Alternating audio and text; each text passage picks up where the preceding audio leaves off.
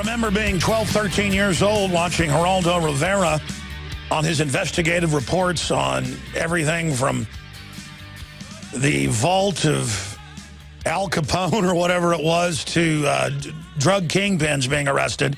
He is literally a TV journalistic legend. And I also got arrested once protesting Geraldo. I wasn't really protesting Geraldo. I was protesting mainstream media. But you can't really call him mainstream media, but he's somebody that works in the mainstream media. He is a real original. And he joins us for just this segment today. I wanted to get him on about Syria, but a lot of other things have happened. The government shutdown, Obamacare, everything that's happening, nuclear Iran. Are these talks real where they say they want to work with the West? John Kerry seems to think so. But Geraldo, again, thank you for joining us. People can follow you on your Twitter at Geraldo Rivera. But first off, what about the state of the country and the world? Is my instinct wrong that people are more awake and getting more upset now than they have in our lifetimes? Well, first of all, Alex, it's a pleasure being on, and you say I'm an original. So are you. It takes one to know one, so I'm pleased to be on your program today. Now, in terms of the state of the world, I think that in terms of domestic policy and Obamacare, ever since 2010, I think you really have a very motivated electorate. A lot of people are tuning in a way they haven't, paying attention and getting into the detail of government in a way they haven't in a long time. And I applaud that. On the big stage, the stuff with Iran and the nukes and Syria and the poison gas, once in a while people pay attention, but I think generally speaking, the feeling around most Americans, and I think this is what President Obama ran into, the roadblock he ran into when he wanted to bomb Syria. A lot of Americans just say, hey, screw it. We've had, over a decade of involvement in all these foreign adventures. We've bled, expended trillions of dollars, lost too many lives. Let them sort it out themselves, Al. Shifting gears into just Obama in general, he promised so much and then has so under-delivered, even to his constituents. I think he's going to go down as one of the most hated presidents ever. And I'm sad because I really wanted race relations, you name it, to get better under Obama. And it seems like, well, the polls show it's gotten worse. What's your take on that?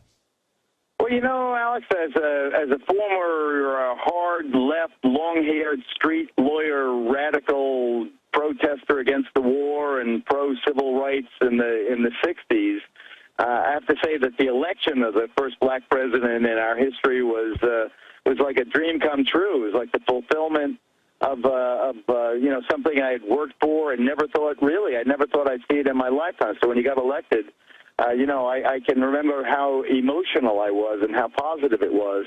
But when you get down to it, you've got to govern. And I'm not, part of it, I have no doubt, is the fact that the hard right in the Republican Party doesn't want him to succeed. I think that's part of it.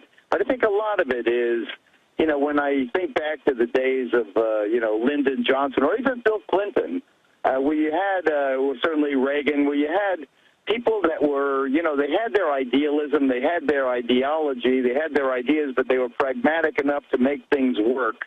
And I think that President Obama has been a terrible manager, and he's been, in terms of a divided government, he hasn't in any way reached out in a way he should. I think that a lot of what John Boehner, the Speaker of the House, and the Republicans are doing now is really appalling, but I think Boehner is right, the Speaker is right, when he says the President will negotiate with the Iranians, but he won't negotiate with the Republicans. I lament that fact, and I can't disagree that as of right now, if history was going to freeze right now, he would be regarded at best as a mediocre president now.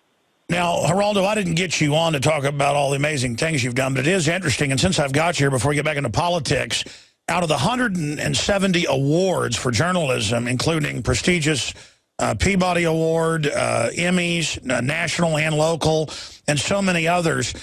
People forget you haven't just done the big sensational stories. You've broken so many big investigative journalistic reports and been threatened, been attacked. Out of everything you've done, what are you most proud of?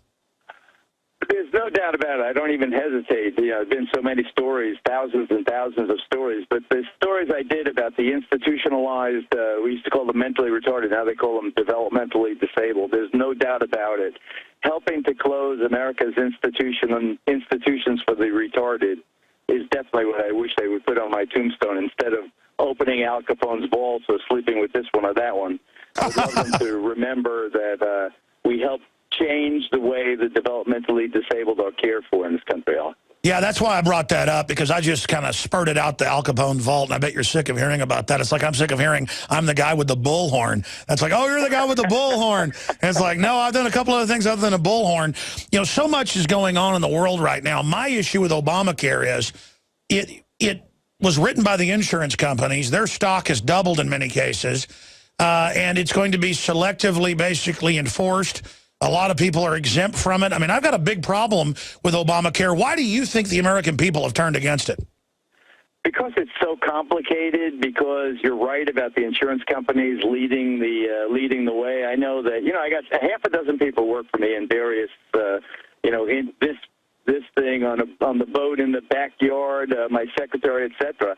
And my health insurance for all those people has more than doubled in the last 2 years. And, you know, I can't think that it's not related to Obamacare, and it's been so badly explained. You know, I'm a socialist enough that I want everybody to be have access to health care, poor or rich. You know, that old line, the rich should live and the poor should die. You know, I'm not for that. But I think when you turn something over to one industry as opposed to another industry, they're going to do what's self-serving. You know, the bill seems, you know, incredibly complex, and why are they getting exemptions, and why is Congress not participating in the same kind of system as everybody else is? You know, I really think that it's a big bollocks. But on the other hand, I don't like this government shutdown either. I think that it's not going to accomplish anything. They've made the point to shut down the government costs a couple of $100 million every day, just like burning the money in your backyard. I appreciate drama, but not when it costs taxpayers money. And it just seems that Congress is, we talked about the president being mediocre. If Barack Obama's mediocre, the Congress is piss poor, if you get my drift. The Alex Jones channel is the official page of the InfoWar. But don't miss what's happening on our other channels. The Info Warrior, with the week's best videos. Prison Planet Live, where Paul Joseph Watson gives his expert analysis. And keep up with the rest of the InfoWars crew on our other pages. All of our videos are available to repost for educational purposes. See the sidebar of the Alex Jones channel for the subscription links. And remember, you can always find our videos in the highest quality by becoming a member of PrisonPlanet.tv.